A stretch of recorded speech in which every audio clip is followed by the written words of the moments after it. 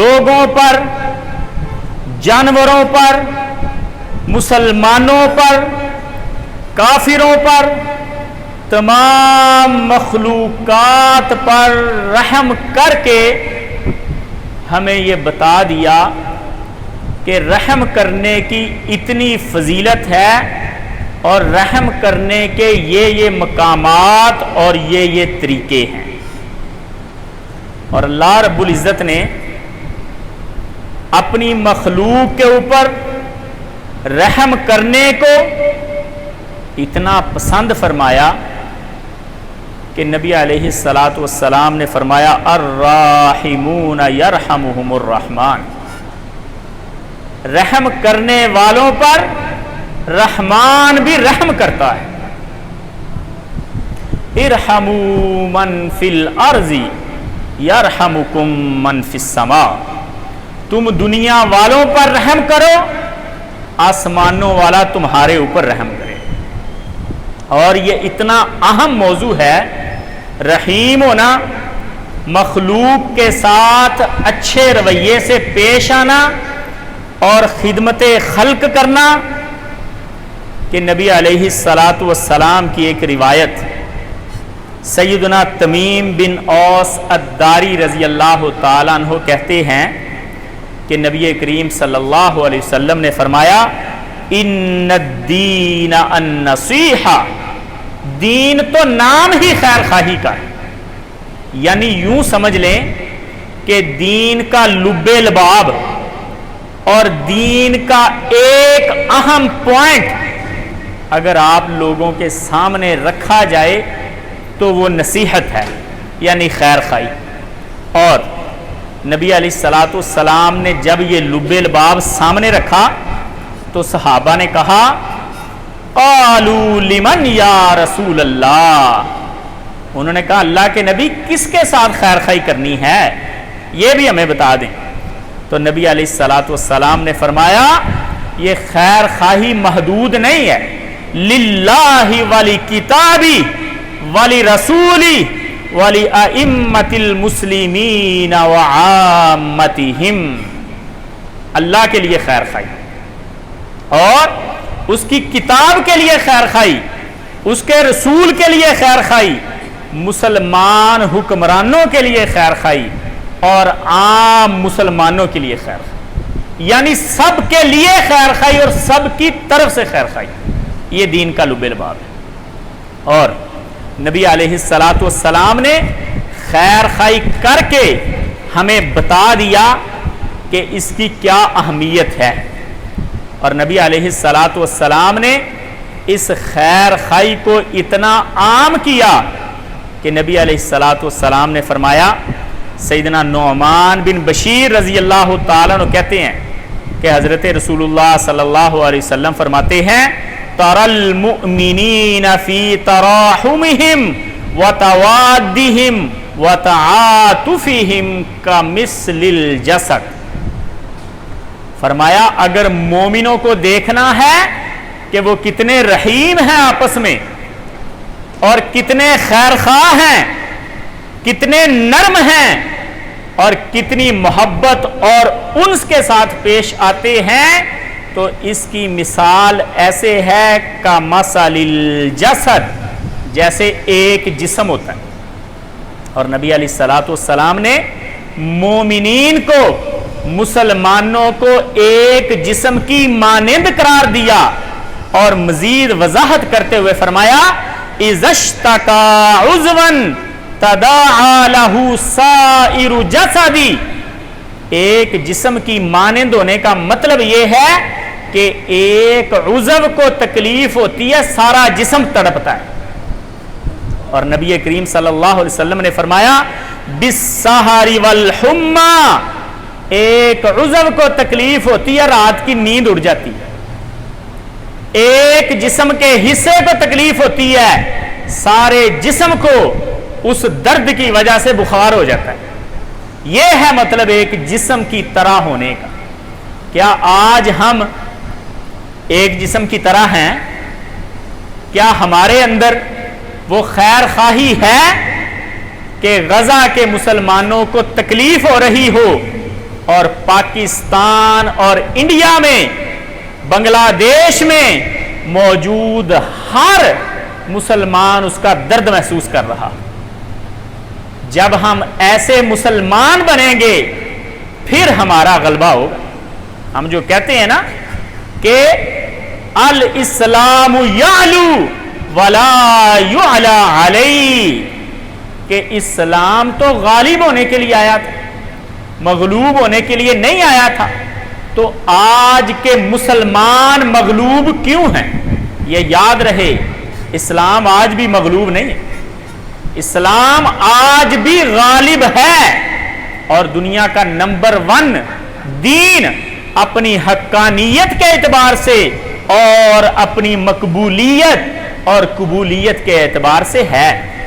مسلمان مغلوب ہوئے کیونکہ وہ مسلمان رہ نہیں گئے جن کا تعارف اللہ رب العزت نے کروایا کہ مسلمان ایک جسم کی مانند ہوتے ہیں۔ اور نبی علیہ الصلوۃ والسلام نے کہا الا اخبرکم بخیرکم من شرکم، اے اصحاب کیا میں تمہیں بتاؤں نا کہ تم میں سے کون سا مسلمان بہتر ہے اور کون سا مسلمان بدتر ہے، یعنی برا مسلمان کون سا ہے اور اچھا مسلمان کون سا ہے۔ صحابہ ڈر گئے کہ اسلام میں داخل ہوئے ہیں تکلیفیں چھوڑ کے بہتر بننے کے لیے، کیا اسلام میں داخل ہونے کے بعد بھی بہتری اور بدتری ہے؟ خاموش رہے۔ فسکتوا، صحابہ خاموش رہے۔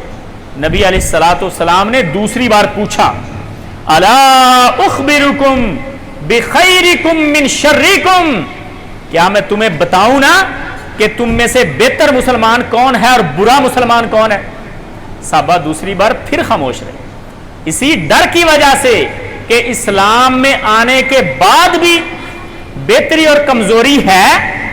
رسول اللہ صلی اللہ علیہ وسلم نے تیسری بار پوچھا، فرمایا الا اخبرکم بخیرکم من شرکم، اے اصحاب تمہیں بتاؤں نا کہ اچھا مسلمان کون سا ہے اور برا کون سا ہے؟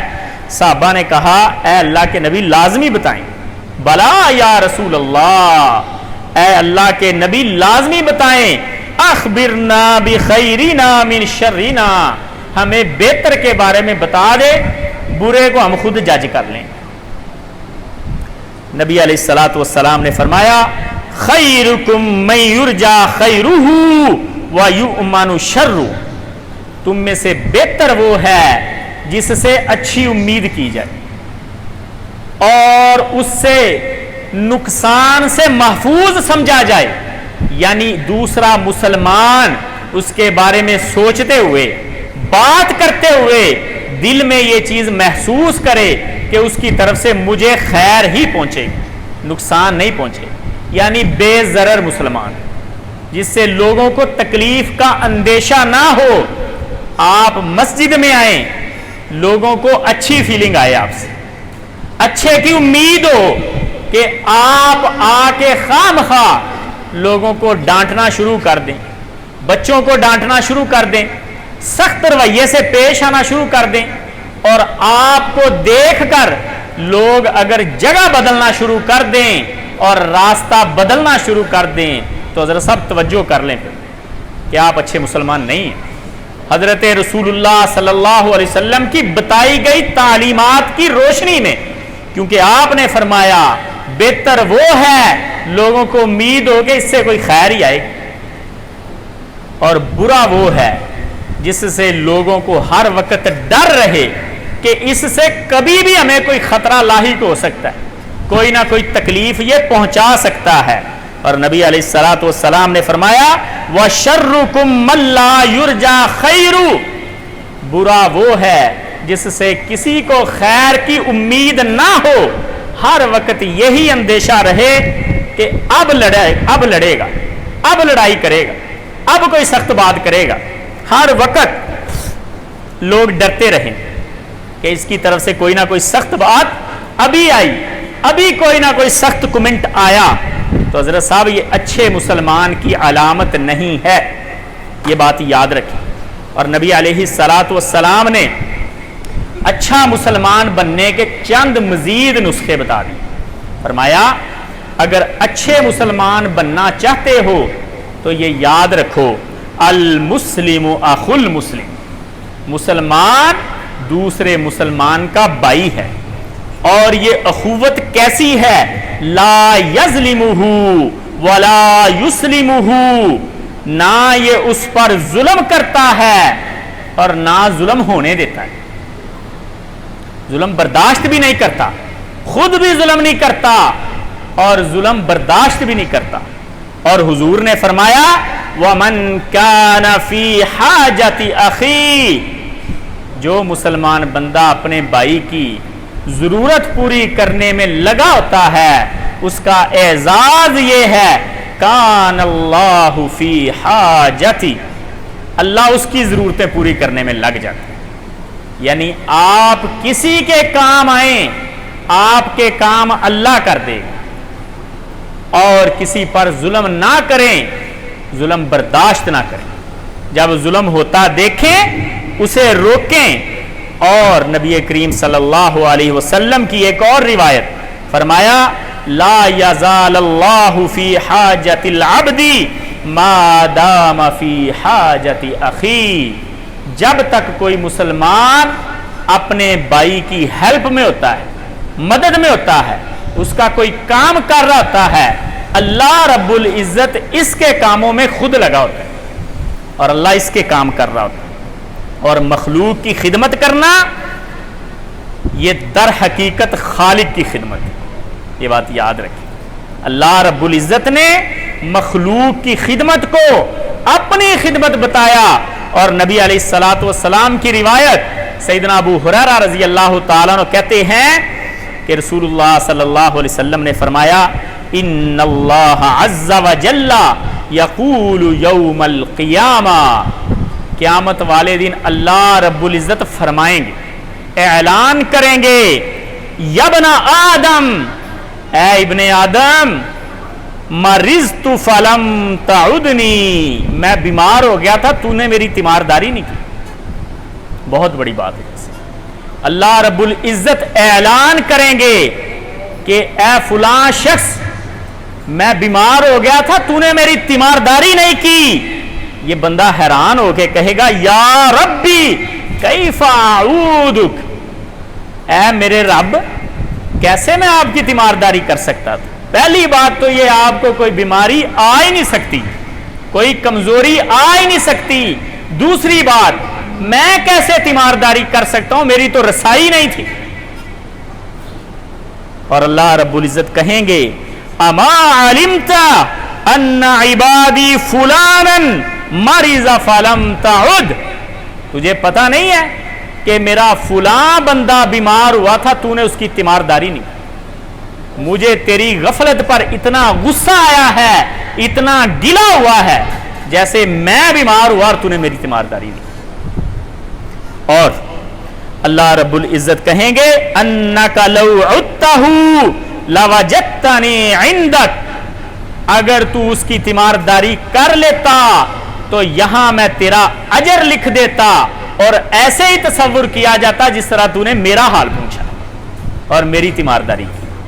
اللہ رب العزت نے مخلوق کی خدمت کو، مخلوق کی تیمارداری کو اپنی خدمت کہا، اپنی تیمارداری کہا، اور قیامت والے دن اللہ رب العزت ایک اور شخص کو بلائیں اور کہیں گے یا ابن آدم استطعمتک فلم تطعمنی، میں نے تجھ سے کھانا مانگا تھا تو نے مجھے کھانا نہیں دیا۔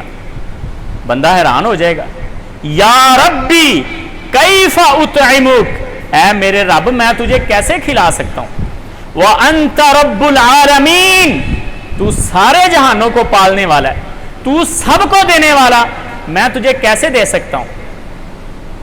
اللہ رب العزت کہیں گے اما علمتا، تجھے پتہ نہیں ہے کہ فلاں میرے بندے نے تجھ سے کھانا مانگا تھا اور تو نے اسے کھانا نہیں کھلایا تھا، اگر تو اسے کھانا کھلا دیتا تو اس کا اجر میرے پاس پاتا اور یہاں پر ایسے ہی لکھا ہوتا جیسے تو نے مجھے کھانا کھلایا۔ اور اللہ رب العزت ایک اور بندے کو کہیں گے، یبن آدم استسقیتک، میں نے تجھ سے پانی مانگا تھا، تو نے مجھے پانی نہیں پلایا۔ وہ کہے گا اے میرے رب میں کیسے پانی پلا سکتا ہوں، آپ تو سارے جہانوں کو پلانے والے۔ اللہ رب العزت کہیں گے میرے فلاں بندے نے تجھ سے پانی مانگا تھا، تو نے اسے پانی نہیں دیا، اگر تو اسے پانی پلا دیتا تو تیرا اجر ایسے ہی لکھا ہوتا جیسے تو نے مجھے پانی پلایا۔ اب تصور کریں اگر ہمیں یہ سعادت حاصل ہو کہ اولیاء میں سے کوئی ولی جن کے ساتھ ہم محبت کرتے ہیں وہ ہم سے پانی مانگیں، ہم کتنی خوشی کے ساتھ پانی پیش کریں۔ اصحاب میں سے کوئی صحابی ہمیں ملاقات کا شرف حاصل ہو اور حضرت ابو بکر کہیں کہ اٹھ کے مجھے پانی پلاؤ، ہماری خوشی کا عالم کیا ہوگا۔ اگر حضرت رسول اللہ صلی اللہ علیہ وسلم کی زیارت نصیب ہو اور وہ کہیں کہ فلاں شخص اٹھ کے مجھے پانی کا گلاس دو تو ہم کتنی خوشی کے ساتھ دیں گے، اور اللہ رب العزت کے پانی مانگنے کا کیا عالم ہو۔ اللہ کہہ رہے ہیں جب کوئی شخص تم سے پانی مانگے اسے پانی پلاؤ گویا تم نے مجھے پانی پلایا۔ ہم کیوں کمزور ہیں خدمت خلق میں، جس خدمت کو اللہ رب العزت نے اپنی خدمت کہا اور اللہ رب العزت نے بہتری کا معیار قائم کر دیا، فرمایا خیر الناس من ينفع الناس، لوگوں میں سے بہتر وہ ہے جو لوگوں کو فائدہ دیتا ہے، اور فرمایا ان شر الناس عند اللہ منزلۃ یوم القیامہ۔ بہتری کو جج کرنے کے معیار اللہ رب العزت نے بتائے ہیں، اور ان معیار میں سے ایک بڑا اہم معیار یہ ہے کہ جو بندہ لوگوں کو فائدہ دیتا ہے وہ بہتر ہے۔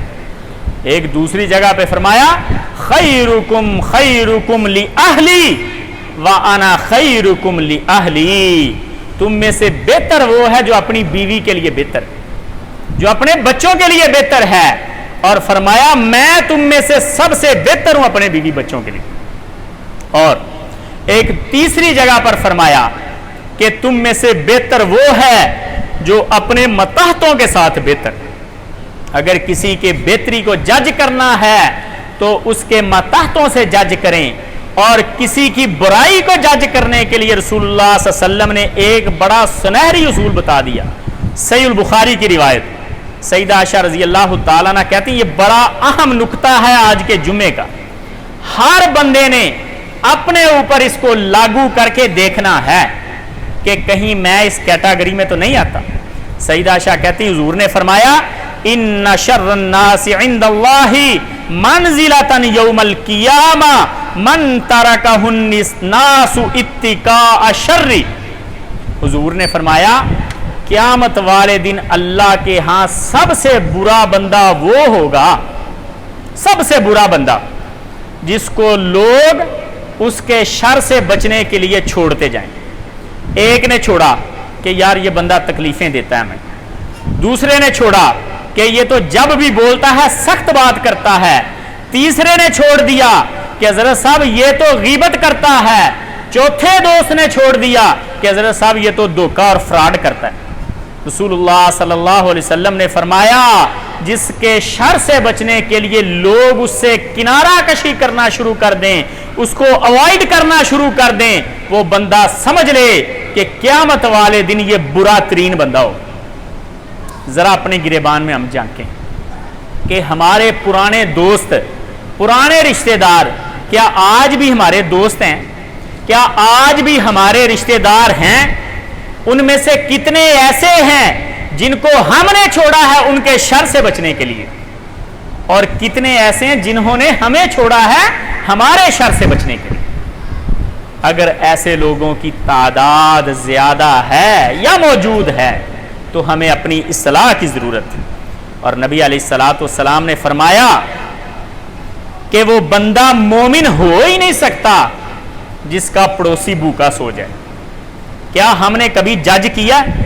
نبی علیہ الصلوۃ والسلام کی الادب المفرد میں روایت لے کے آئے امام صاحب، اور علامہ البانی رحمہ اللہ نے اس کو صحیح قرار دیا کہ لیس المؤمن الذی یشبع وجارہ جائع، کہ جو بندہ خود تو پیٹ بھر کے سوتا ہے لیکن اس کا پڑوسی بھوکا سوتا ہے، وہ مومن ہو ہی نہیں سکتا۔ سوچیں ذرا، کبھی ہم نے اپنے پڑوسی سے پوچھا کہ حضرت صاحب کوئی ضرورت ہو تو ہمیں بتانا؟ کبھی ہم نے اپنے بہن بھائیوں سے پوچھا ہے پیسے کی ضرورت ہو تو ہمیں یاد کرنا؟ ہم ڈرتے ہی رہتے ہیں، کوئی موقع ہو کوئی فنکشن ہو تو ڈرتے ہی فون نہیں کرتے کہیں پیسے نہ مانگ لیں، اور پڑوسی سے پوچھنے کا تو سوال ہی نہیں۔ رسول اللہ صلی اللہ علیہ وسلم نے اتنی اہمیت اجاگر کی، صحابہ کہتے ہیں حضور پڑوسیوں کے حق گنوانا شروع کرتے، ہم سنتے جاتے ہم ڈرنا شروع ہو جاتے کہ کہیں وراثت میں حصہ ہی نہ رکھ دیا جائے۔ اور عبداللہ ابن مبارک رحمہ اللہ بہت بڑے امام، محدث، فقیہ اور خیر خواہی سے بھرے ہوئے، بڑا خوبصورت واقعہ۔ عبداللہ ابن مبارک کے شہر میں ایک گھر کا سودا ہو رہا ہے، گھر سیل ہو رہا ہے، گھر برائے فروخت۔ جب اس کا ریٹ مانگا مالک نے تو خریدار نے کہا حضرت جی آپ ریٹ ڈبل مانگ رہے ہیں، آپ کے گھر کی اگر قیمت 50,000 درہم ہے تو آپ 1,00,000 درہم مانگ رہے ہیں۔ اس مالک نے کہا مجھے پتا ہے میں ڈبل ریٹ مانگ رہا ہوں اور میں جان بوجھ کے مانگ رہا ہوں، میں 50,000 گھر کا مانگ رہا ہوں، 50,000 اپنے پڑوسی کا مانگ رہا ہوں کہ میرا پڑوسی اتنا اچھا ہے، اپنی لوکیشن کا مانگ رہا ہوں۔ اس نے کہا ایسی بھی کیا بات ہے، کون ہے پڑوسی آپ کا؟ مالک کہنے لگا میرا پڑوسی عبداللہ ابن مبارک ہے۔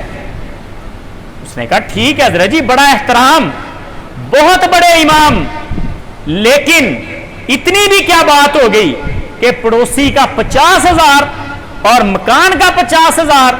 انہوں نے کہا صرف امام ہونے کی وجہ سے نہیں مانگ رہا، میں اللہ کی قسم اٹھا کے کہتا ہوں جب سے اس گھر میں آیا ہوں ایک دن نہیں گزرا کہ عبداللہ ابن مبارک نے مجھ سے پوچھا نہ ہو کہ کھانا کھا لیا یا بھوکے۔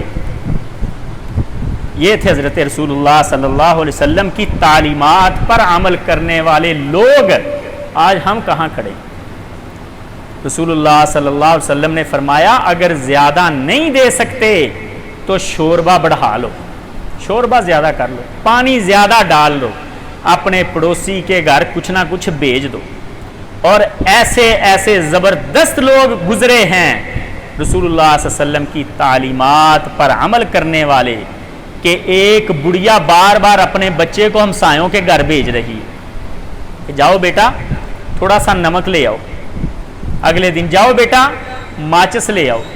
بیٹا کہنے لگا ماں جی یہ آپ نے کیا طریقہ کار اپنایا ہوا ہے، ہر چیز تو گھر میں موجود ہے، آپ جان بوجھ کے مجھے تنگ کرتی رہتی ہو، جاؤ ہمسایوں سے نمک لے آؤ، تھوڑی سی مرچ لے آؤ، ماچس لے آؤ، چھوٹی چھوٹی چیزیں مانگتے رہتے ہو وہ گھر میں موجود ہوتی ہیں۔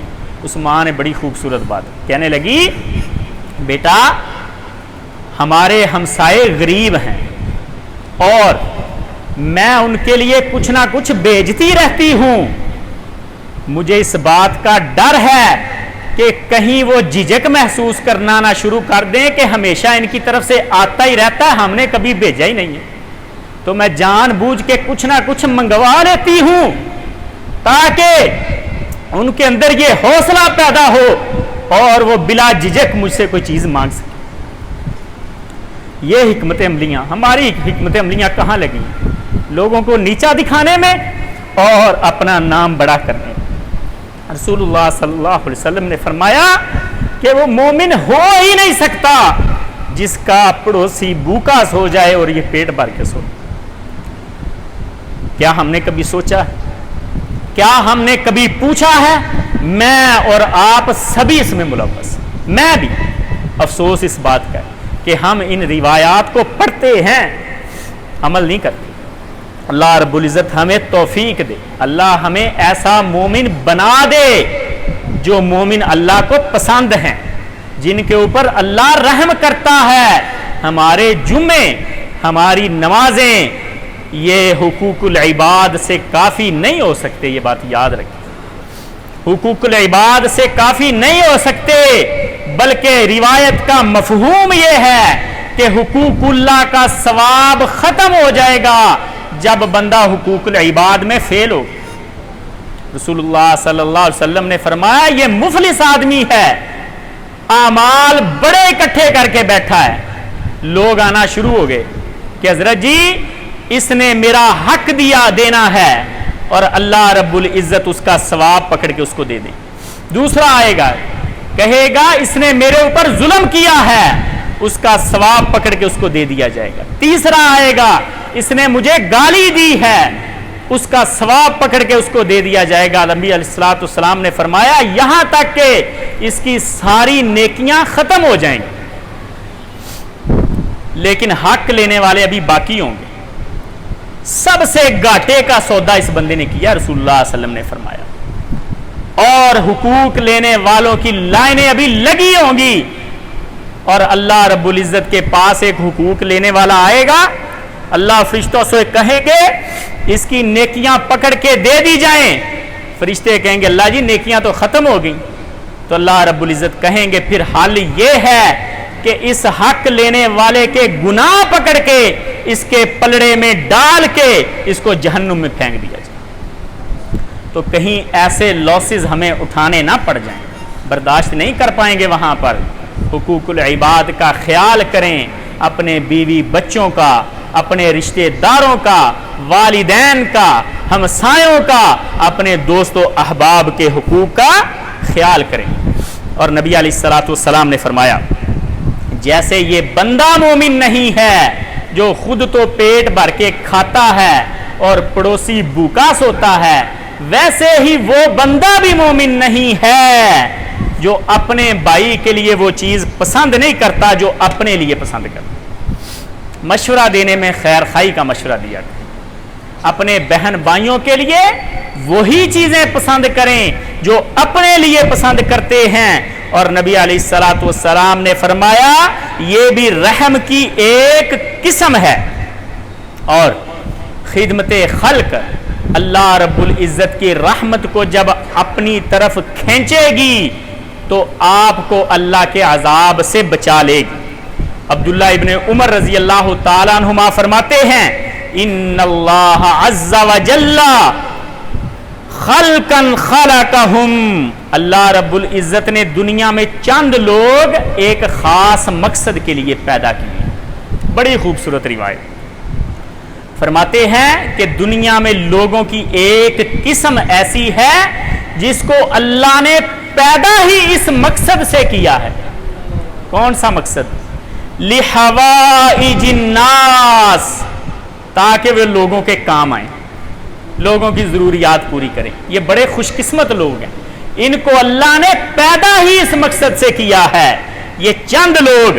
اور نبی علیہ الصلوۃ والسلام نے فرمایا اولئک الآمنون من عذاب اللہ، یہ اللہ کے عذاب سے بے خوف ہو کے دنیا میں گھومیں، ان کو گارنٹی دیتے ہیں ہم کہ ان کو اللہ کا عذاب نہیں آئے گا۔ کیوں؟ کیونکہ یہ لوگوں کے کام آتے ہیں۔